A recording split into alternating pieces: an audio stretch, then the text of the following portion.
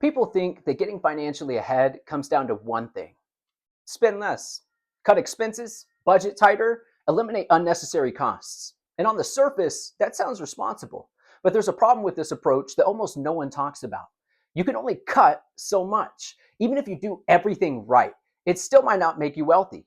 This is what I call the expense illusion. At some point, everyone hears the same advice: make a budget, cut back on spending, just be more disciplined. And let me be clear, this isn't bad advice. In fact, it's necessary. If you can't control your spending, nothing else really works. But this is where most people get stuck. They believe cutting expenses is the path to wealth, and that's where the illusion begins. Expenses, they have a ceiling. There's only so much that you can remove. You can cancel subscriptions, you can cook more meals at home, you can even drive a cheaper car. But eventually, you run out of things to cut.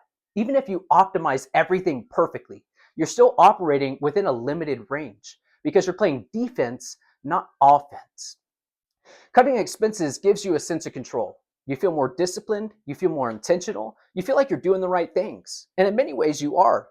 But it can also create a false sense of progress because while you're focusing on reducing outflow, you might not be building anything that increases the inflow or creates growth or compounds over time. The real constraint for most people isn't just the spending, it's the lack of scalable growth. And if all your effort is focused on shrinking your lifestyle instead of expanding your capacity, you may become more efficient, but not necessarily more free. Because wealth isn't built by what you save, it's built by what you grow.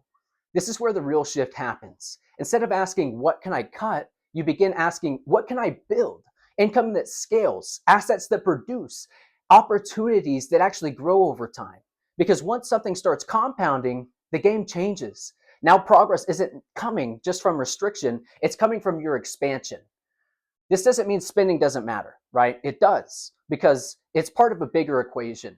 Control your expenses, but don't stop there, because focusing only on cutting the costs without building anything can keep you stuck in a smaller version of the same exact life you've been living forever.